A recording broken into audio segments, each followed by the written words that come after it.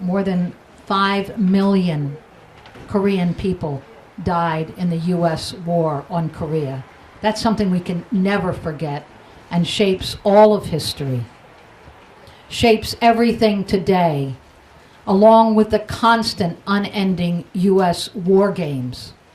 U.S. troops have occupied South Korea since 1945, and there's still 28,000 troops there, 38 U.S. military installations, and one militarized golf course. What's on this militarized golf course? It's a station for the THAAD, that's Thermal High Altitude Area Defense Battery Missiles. Thank you. Thank you, Sarah. We have our PowerPoint presentation now, and I'd like to introduce J.T. Takagi. J.T. is an Asian American activist and independent filmmaker whose films include several on issues in the Korean Peninsula. She teaches at the City College of New York and the School of Visual Arts, and she works with Third World Newsreel, an alternative progressive media center.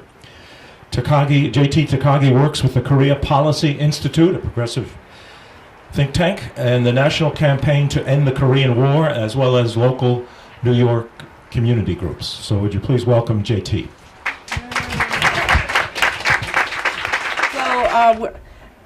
The ultra brief starts with 1945. There's, of course, an earlier history where U.S. was involved, but we're going to start with the end of the World War II and Korea being divided. And I think even most Americans don't really realize that there was one Korea, and it hasn't been that long that that was the case. Also, most people don't realize that it was the U.S. that made that decision to cut at the 30th parallel.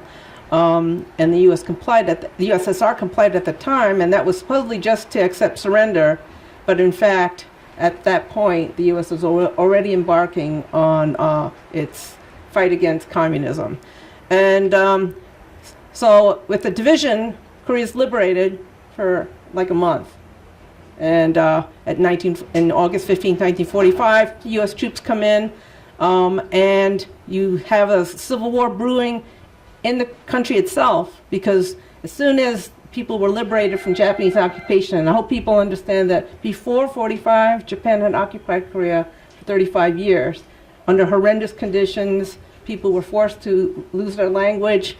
All the work and people were being taken out of the country, forced to work in mines. You had the comfort woman issue, military sexual slavery. All these terrible things are happening. There's a liberation, and then all of a sudden, occupation again.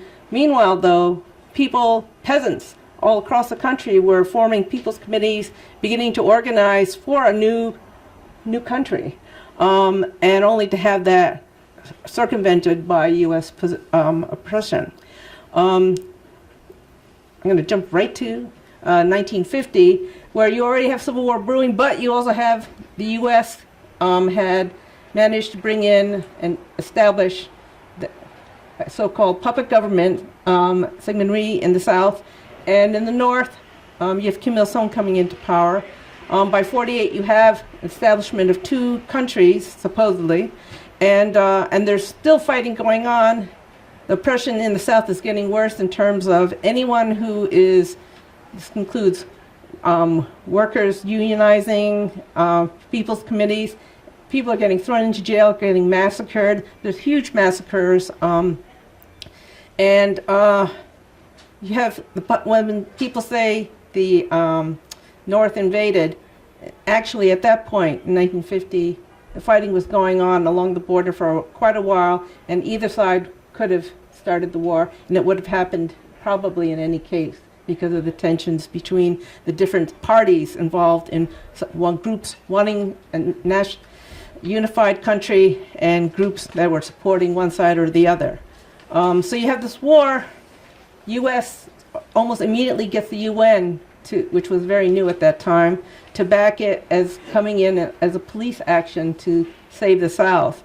And very quickly, you have China having to enter, because the U.S., when they finally get in and they start moving up, they go past 38th parallel, and MacArthur begins to think that he can actually go into China. They talk about using atom bombs.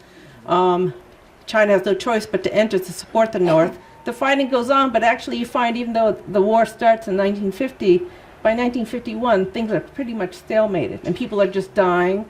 By the end of the war, the so-called end of the war in 53, 90% of North Korea has been completely demolished by U.S. carpet bombing. And so they literally, when the North talks about having to rebuild from the ashes, they're really being truthful about that because there was almost nothing left. Both sides are devastated, but North totally devastated. When the fighting ends in 53, it's an armistice, which means it's a temporary halt to fighting. So at that point, the war is not over, and the war is still not over now. There was a plan in the armistice to negotiate for a peace treaty, and the removal of foreign troops was supposed to happen and did not. Okay. So in this really brief, ultra brief past history, I'm going to go through 1950s to the 70s. The U.S. Oh, I don't know what the computer's doing. Okay. The U.S. continues to maintain troops and bases in South Korea and secretly installs nuclear weapons, and only admits to them existing when they remove them in 1991. North Korea rebuilds itself and develops quickly in this time period, and by 1960 starts civilian nuclear research with support from the Soviet Union. It builds the Yongbyon Nuclear Research Complex. It joins the IAEA, the International Atomic Energy Agency, for peaceful nuclear activity in 1974. The U.S. is in this McCarthy mode, and you find that as soon as the fighting of the war ends, the U.S. is already embarking on sanctions and doing everything it can to make it not possible for the North to develop, not possible for it to trade. And this whole time period, from that point up to now, this has been a constant U.S. policy. So it's not, all the sanctions that are being placed on now are just added upon sanctions that had already been placed on the country. This is a quote from Jeffrey Bader, who was the former director of East Asian Affairs at the White House. And he wrote about Obama's first term in the presidency. And I'd say that this quote pretty much sums up U.S. approach to North Korea all these decades. It says here, many of us believe that the most likely long-term solution to the North's nuclear pursuits lay in the North's collapse and absorption into a South-led reunified Korea. A strategy was still needed to slow down, freeze, and degrade the North Korean program until history could take its course. And you'll notice that the U.S. policy throughout this period, besides sanctions and strangulation of North Korea, was an assumption that in fact it would collapse. And so why bother to follow through on any of the agreements that it had embarked upon? So it was supposed halt North Korea's nuclear program, while North Korea's aim throughout this period was to have a fundamental change in U.S. policy, for it to stop considering North Korea an enemy state. And North Korea has demanded in exchange for halting its nuclear program security assurance and normalization of relations. That desire hasn't changed throughout this time period. I don't know if some people in this room probably recall this time period in the 1990s when there was, in fact, we were very, very close to war. Under Clinton in 93, and this was after a whole period of time where North had embarked on nuclear work. The U.S. and the IAEA had decided, that in fact, that this nuclear development wasn't just for peaceful purposes, and was demanding very intrusive inspection capabilities. And this led to a standoff, because in every time there's discussion of inspection, the kind of inspections that all the other parties are asking for are ones that no one else would agree to, saying that we would examine everything you have and then decide whether or not you're complying with us. Especially when you're talking about a country that is still doesn't have any guarantee of peace, right? Because there's no peace treaty. So we're living basically under a situation of a war and being asked to show what we have in order to be able to achieve peace. Doesn't make any sense. So we came close in 1903, Clinton, under President Clinton, there was talk of sending bombers, and it was only with former President Jimmy Carter finally making a trip over to the north and talking to Kim Il-sung that there's a possibility of negotiation, and they come up with what's called the agreed framework. And under that agreed framework, outside parties, such as the U.S., Japan, South Korea, will also participate in providing light water nuclear reactors to the North and aid. And in return, the North would undertake to dismantle and stop its nuclear activity. What you find in this case, in all the six-party talks that followed after that, is that the U.S. and its allies keep finding reasons that things are not their conditions are not being met, so they won't fulfill their obligations. But if you think about in terms of the U.S. general policy, which is don't do anything because things are going to collapse, it all sort of links up. But they didn't deliver those light water reactors, thinking, oh, we don't have to, because in '94, Kim Il-sung passes away. So the U.S. gets in the mode of, oh, things are going to go, we'll just wait, and it will collapse, will happen, and we'll be all right. And of course it doesn't. And that is like the sort of makes no sense policy of not negotiating, just holding off, hoping things will happen, and not taking into account that, in fact, I think the U.S. assumption is that everything's led by one person, and so if that person goes, the country can't survive. Clearly that's not the case, because the country has managed to survive, and in fact the North position is we've had sanctions before, we've been under war situation before, none of this is going to force us to collapse, it's going to make us work harder for what we want. And so far, at least, the U.S. hasn't come to the realization that it doesn't make sense to keep going in the mode that they're going. Among the things that impacted things was of course, for North Korea, was the collapse of the Soviet Union.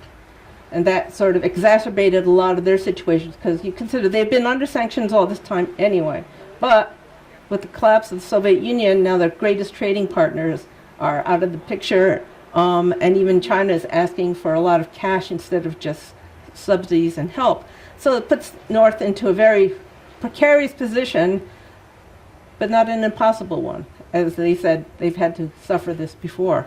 So they were under worse economic conditions that have shortages of fuel and food, and then a series of natural disasters in the mid-90s that leads to millions, possibly millions, passing away from the food shortages. But it still doesn't stop them. At the same time this is happening, the U.S. is increasing its ambitions in the Pacific area. It creates a so-called nuclear umbrella where the U.S. nukes are supposed to protect South Korea and Japan. And it's bringing in B-1 bombers and other nuclear-capable weapons in its annual war games. So that it's, the U.S., if anything, is increasing its hostile aggression against the North. Okay, got through this.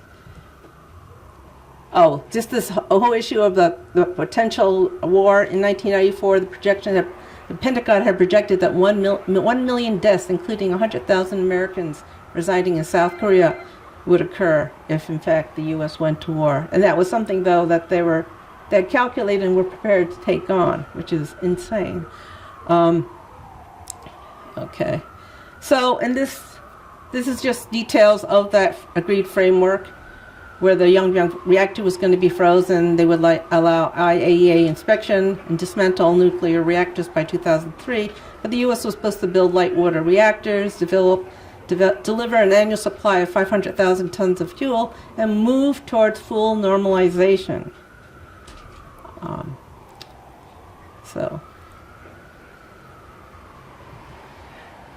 right. Well, this is happening.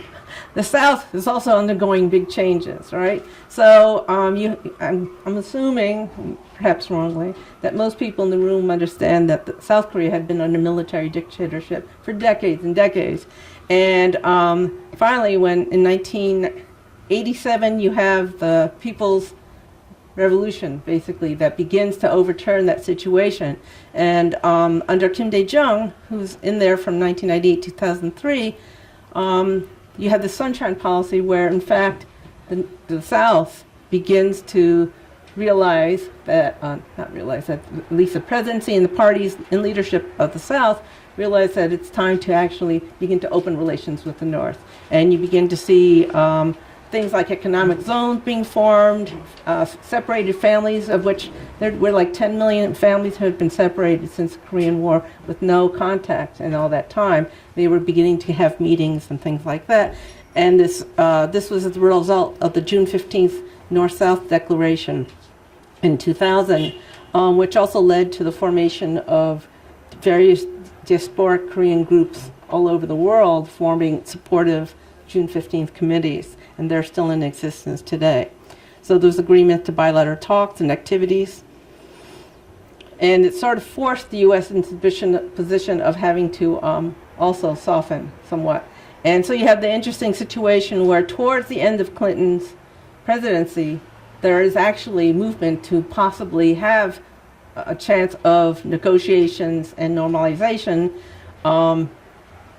And there was a U.S. DPRK joint communique in October 2000. Madeleine Albright goes there. But by November, we have a new president. And then everything just disappears. In this communique, by the way, both sides said that neither government would have hostile intent toward the other and confirmed the commitment of both governments to make every effort in the future to build a new relationship free from past enmity. When Bush comes in, things get worse, and he reneges on all past agreements. In his 2002 State of the Union address, he refers to the axis of evil and includes North Korea in that. In the 2002 Nuclear Posture Review, they say that North Korea would be a potential target of nuclear strike. You have the largest ever South Korea-U.S. military exercise in 2002, and then in 2003, U.S. invades Iraq.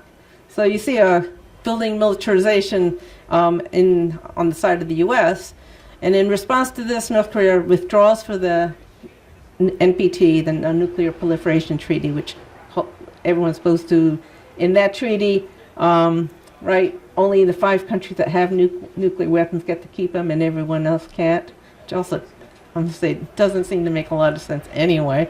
But, and they restart their nuclear reactors and produce enough plutonium for 6 to 10 nuclear bombs. You have a whole series of 6-party talks which attempt to open up negotiations around this disarmament. You have a 2005 and then 2007 joint agreement over where the U.S. pledges not to attack or invade DPRK with nuclear conventional weapons. But in fact, none of this comes to anything. And then in 2006, you have North Korea realizing that nothing was going to happen. Already, the U.S. had not delivered the light water reactors that were promised in the 1994 agreement, and so they begin to announce nuclear tests. There's more sanctions. And this time, Japan and Australia joins. So, basically, under Obama, you have what he called strategic patience, which follows in the line of the same thing of hoping things. If you strangle the country enough by economic sanctions and hostile military activity around it, that it will collapse. And so it's, if anything, though we had great hopes when Obama came into office that, because he had said he would be willing to talk to North Korea without preconditions, that never happened during his administration. And in fact, things intensified under his administration.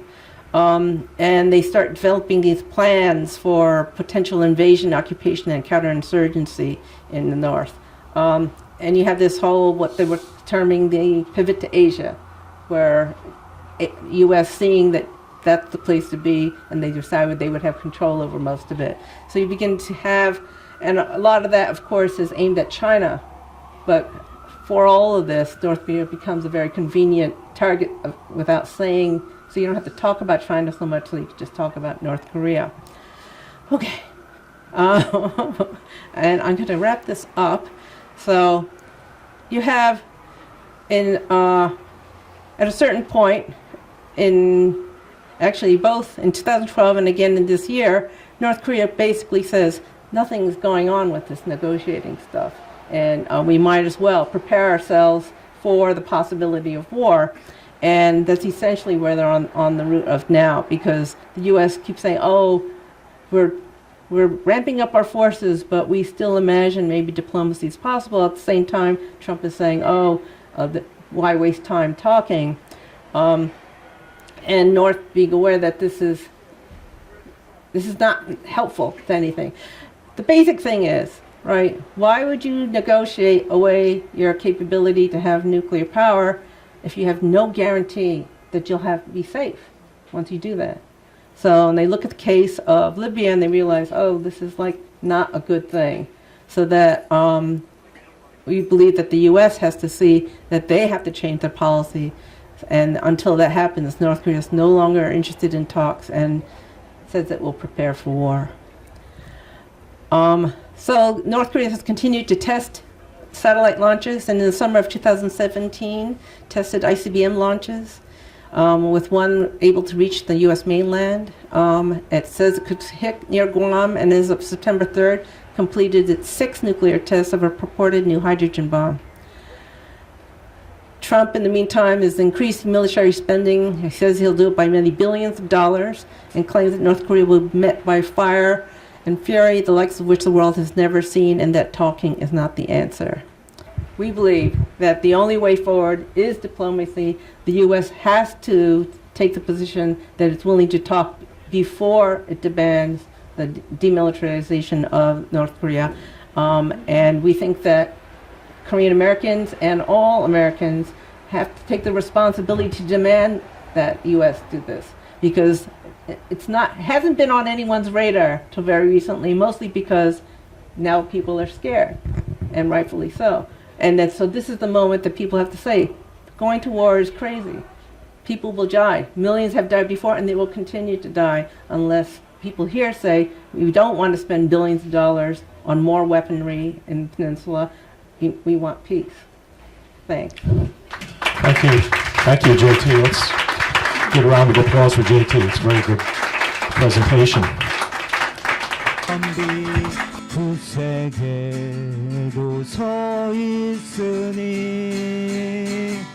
우리 모두 절망에 굴하지 않고 시련 속에 자신을 깨우쳐가며 마침내 올 해방 세상 주춧돌이 돼 다윗처럼 살자꾸나 다윗처럼 살자꾸나